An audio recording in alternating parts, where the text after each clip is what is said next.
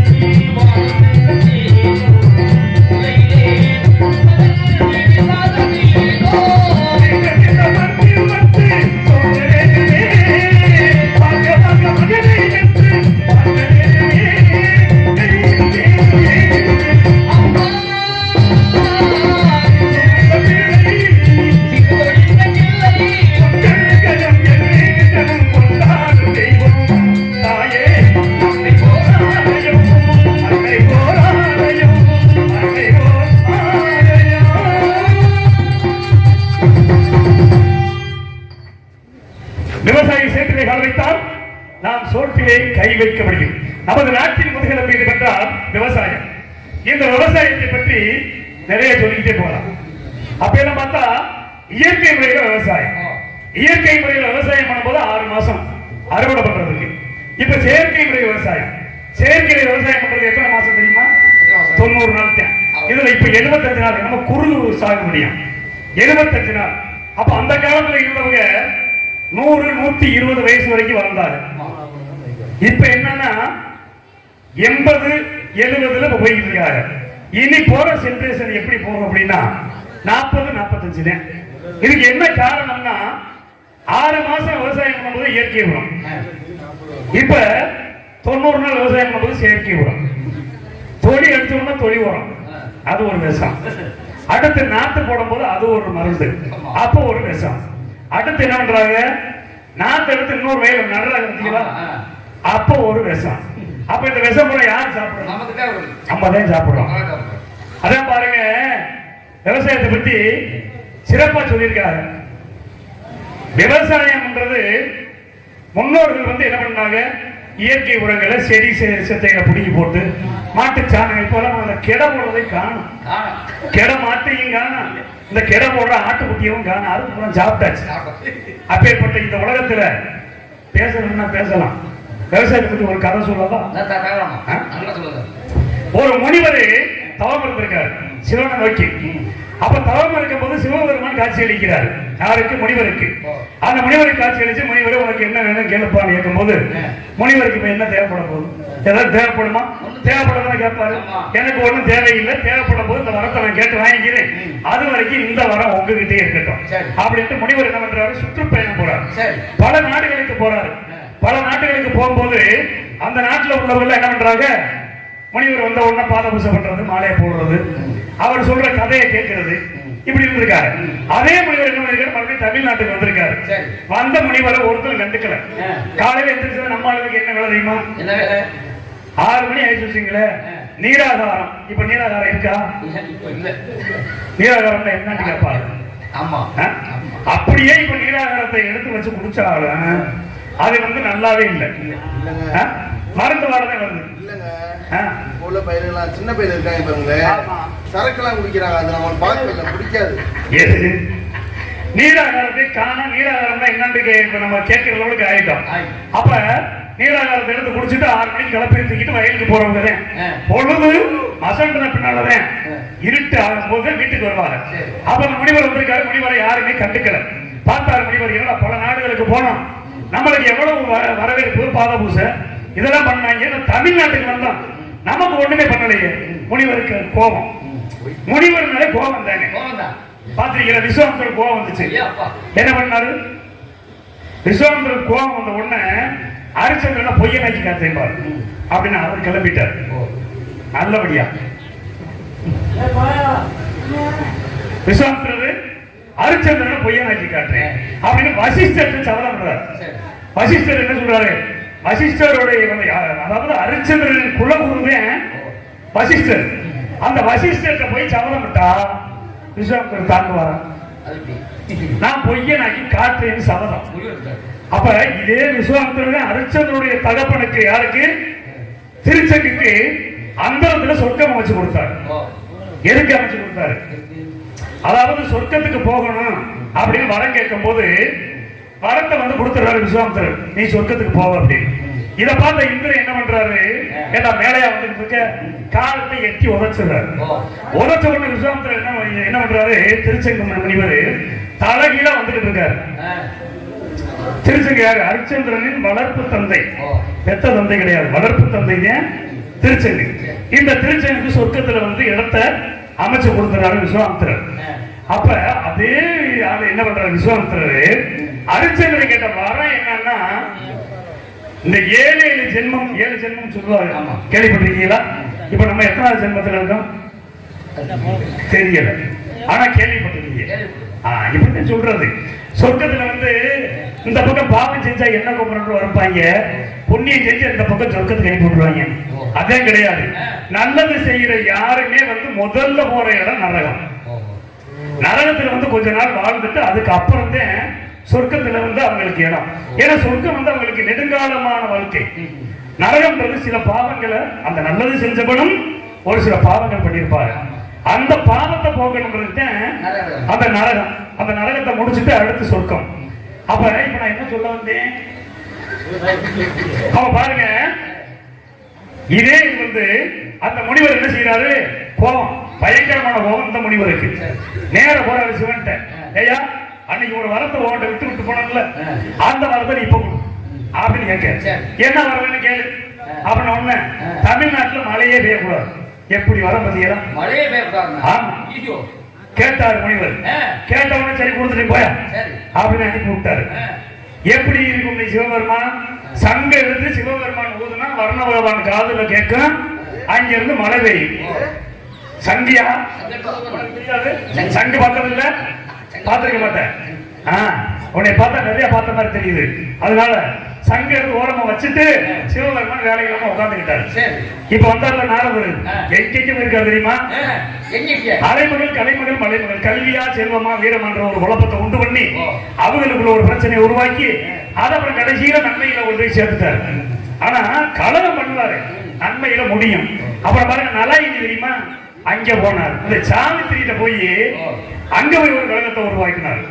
யமதர்மனை சந்திச்சாரு.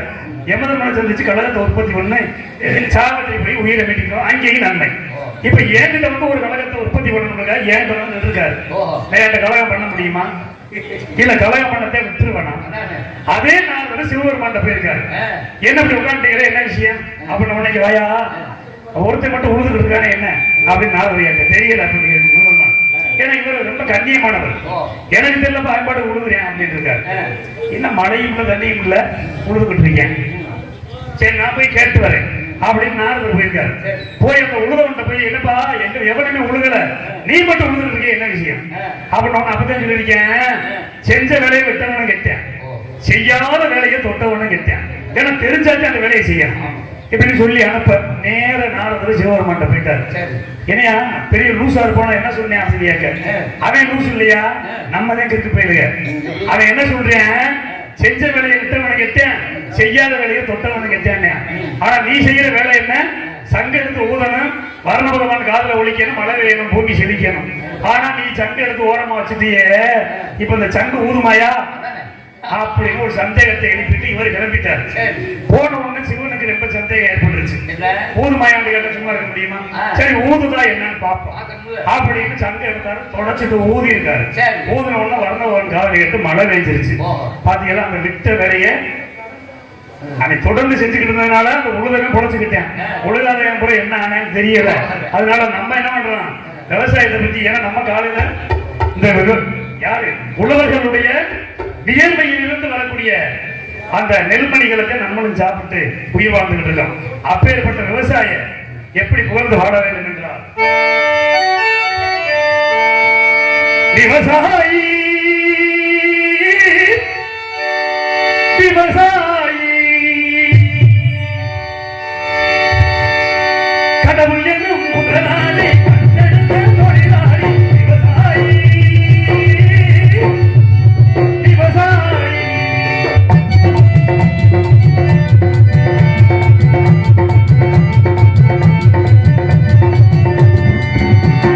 முன்னேற்ற பாதையிலே மனசு வைத்து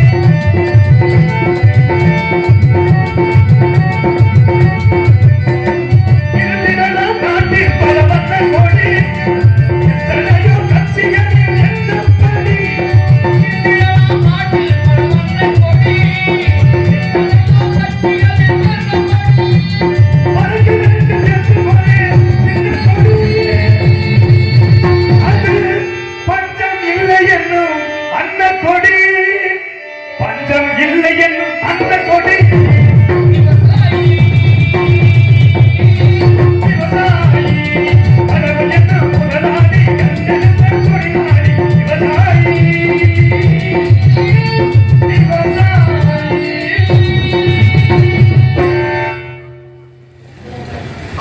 அருமையான மக்கள் மேடம். ஆனா அருமையான ஒளிபெருக்கு. நிலவு ஒரு பெண்ணாகி உழவுகின்ற அழகோ நீரணைகள இடமாறி நீந்துகின்ற குழலோ நீந்துகின்ற குழலோ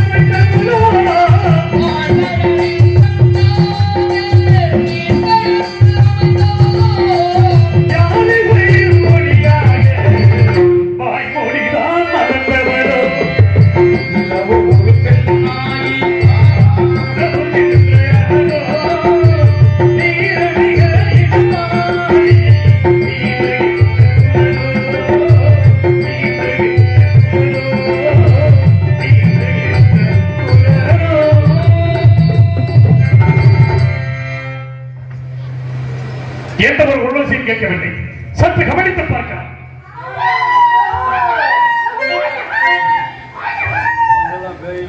கொல்ல கூட்டம் இருக்குமோ உள்ள இல்லைங்க, கொல்ல கூட்டம் இருக்கும்னு நினைக்கிறேன். ஏன்னா அந்த மாதிரி சத்தம் இப்ப 2 பேர் 3 பேர் இருந்தா சத்தம் குறைவாக இருக்கும். அப்ப நிறைய பேர் இருந்தா அதிகமா இருக்கும். இந்த வள்ளியின் குரலை கேட்கும் பொழுது, புள்ளிமான் போன்று புள்ளி விளையாடுவதை பார்க்கும் பொழுது இந்த வள்ளியை எப்படியெல்லாம் வர்ணிக்கலாம் என்றார்.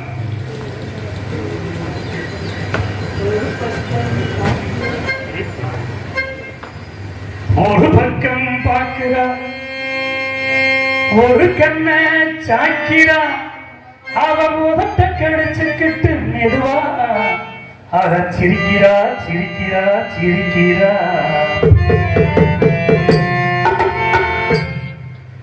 ஒரு பக்கம் பார்க்கிறா, ஒரு கண்ண சாக்கிறா, அவ முகத்தை கடிச்சுக்கிட்டு மெதுவா சிரிக்கிறா சிரிக்கிறா சிரிக்கிறா.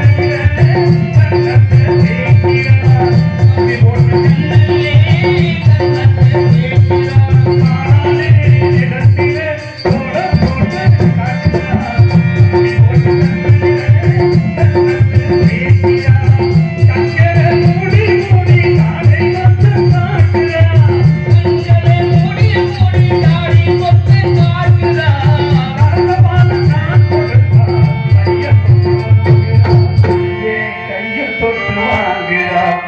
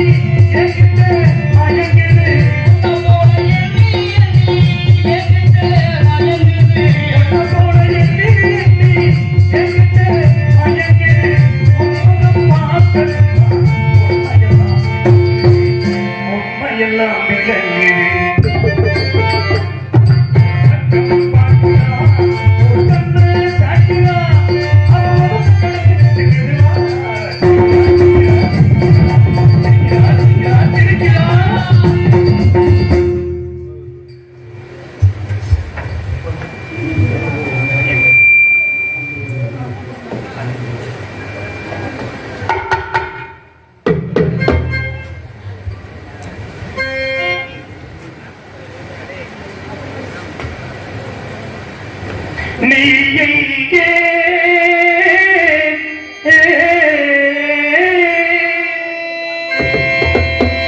என் நினைவுகள் எங்கே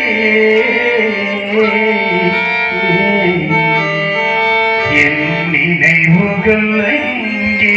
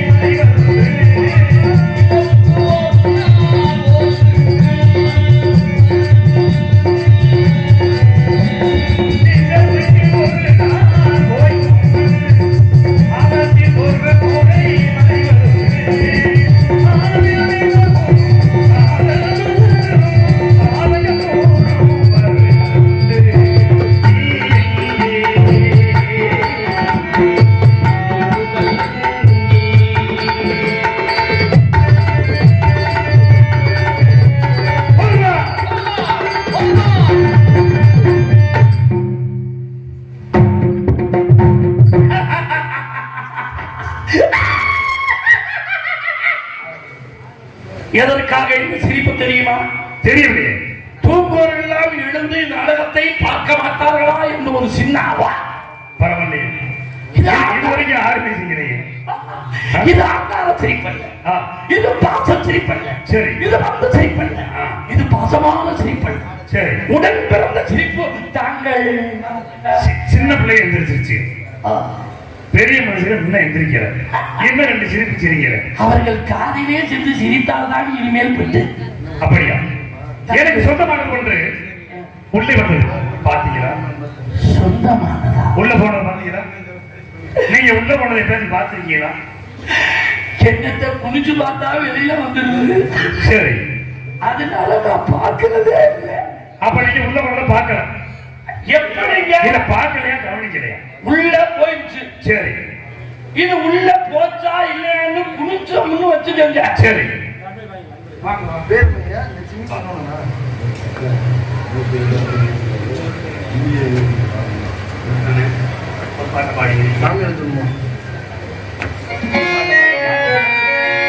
அம்பிகையே ஈஸ்வரியே எம்மையால வந்து கோவில் கொண்ட குங்குமக்காரி, எம்மையால வந்து கோவில் கொண்ட குங்குமக்காரி, எம்மையால வந்து கோவில் கொண்ட குங்குமக்காரி.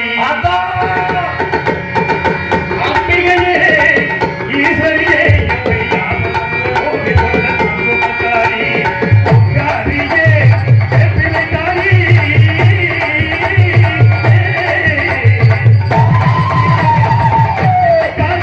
ஒரு உடுக்கையிலே பகவிலக்கும் குமாரி.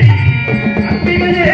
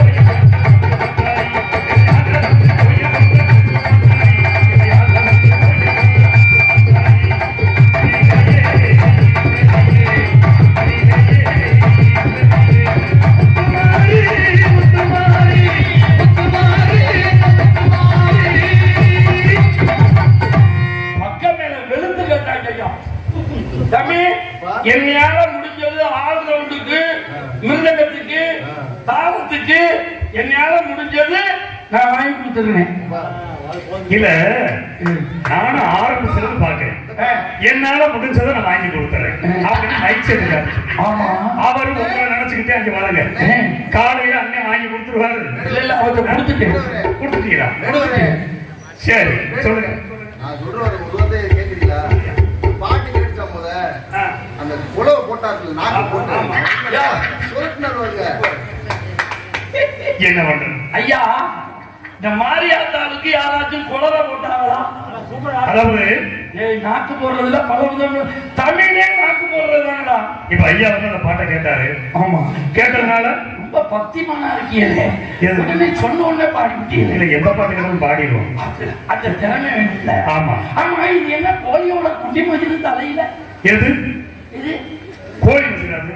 அப்புறம் அப்ப கோழி நீங்க சரியா பாக்கல. கொக்கு சரியா சொன்னீங்க. இது நெத்தியிலே பட்டையிட்டுக் கொண்டு கையிலே அம்பை ஏந்தி கொண்டு வருகிறீர்கள். உங்களை பார்த்தால் எனக்கு சந்தேகம் அதிகரிக்கிறது. சந்தேகம் வரக்கூடாது. இவர் என்ன வேறுவர் தானா? இவர் சைவ இனம் போல் தெரிகிறது. எப்படி? அப்படி என்று தெரிகிறது. சரி, உங்களை பார்த்தால் எனக்கு கோபம் வருகிறது. இப்ப நீங்க வந்து நரி பல்லெல்லாம் போட்டிருக்கீங்களே, நீங்க எப்படி? இது நரிக்கு உண்டான பல்லல்ல. சரி, என்னுடைய தொழில் வெறிக்கு உண்டானது. நல்ல வெறி. சரி, ஆனா தொழில் நீங்க வெறி பிடிச்சதுனால இன்னைக்கு இந்த லெவல்ல வளர்ந்துருக்கீங்க. சரி, பரவாயில்ல. சரி, மான் மான் மான் சொன்னீங்கல்ல, உங்கள் சொந்த ஊர் எது? சொந்த ஊர் அதோ தெரியுமா? தெரியுதா தெரியலையா? என்னது? அத உயரமான ஒரு மலை. உயரமான மலை. அது பாரியா? தெரியுதா? இருட்டுதான் தெரியுது. இருட்டா இருக்கா? இன்னும் கொஞ்ச நேரத்துல தெரியும்னு நினைக்கிறேன். அப்படியா? அப்ப உன் கண்ணுக்கு தெரியல. வெல் வெல் வெல் வெல் வெள்ளி வெள்ளிமலை. வெள்ளிமலைக்கு வெள்ளிமலை. ஆமா, வேடுவண்ணா. வெள்ளிமலையிலே சடையனை உங்களுக்கு தெரியுமா? சடையன உங்களுக்கு தெரியுமா? சடைய மனையா நானு. என்னையா சதச்சி எங்க அம்மா ஆனமாரி ஒருத்தர் சாத்தா பெண்கள் நாயகத்துமா? எங்க அண்ணன். நீங்க நான் கந்தன்யா. முருகா. அடடா. எம்பெருமானி, என் தங்கை வள்ளியை திருமணம் செய்வதற்காக வேறு உருவத்தில் வந்த கந்தா. கடம்பா கார்த்திகேயா. பரவாயில்லையா? முருகா. ஒன்றானவள் உருவினி ஒன்றானவள் உருவான செந்தமிழில் மூன்றானவள்.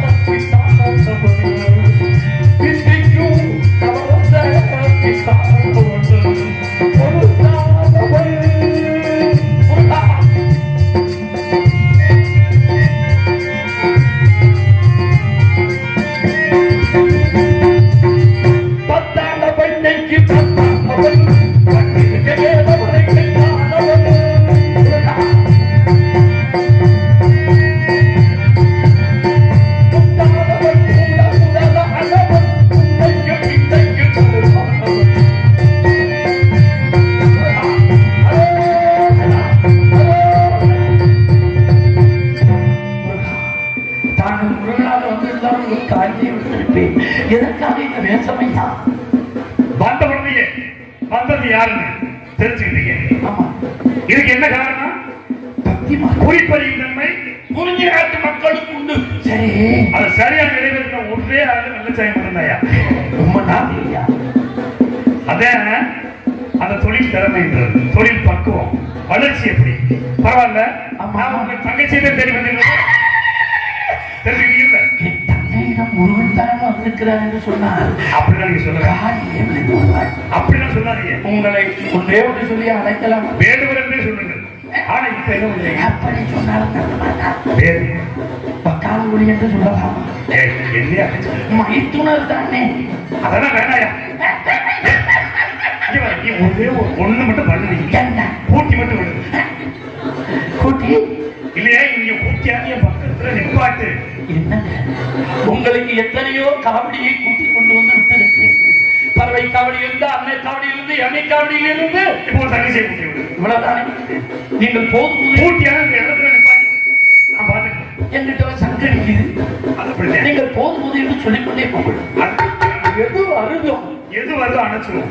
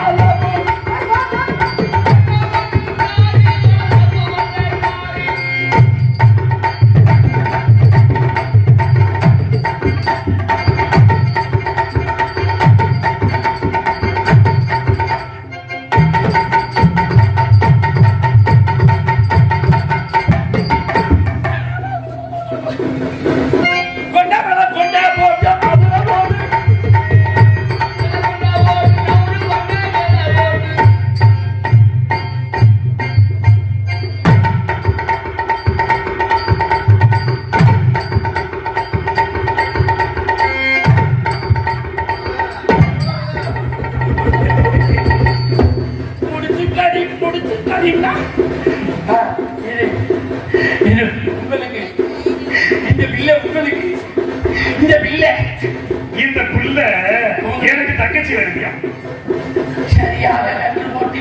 ஆமா. நீ கட்டி கட்டி பிடிக்கும் போது எனக்கு தெரியாதா? வணக்கம் தங்கச்சி. நல்லா இருக்கியா? அல்ல அப்படியே எந்த தங்கச்சி அழைச்சிட்டு பாருங்க. கூப்பிடுங்க.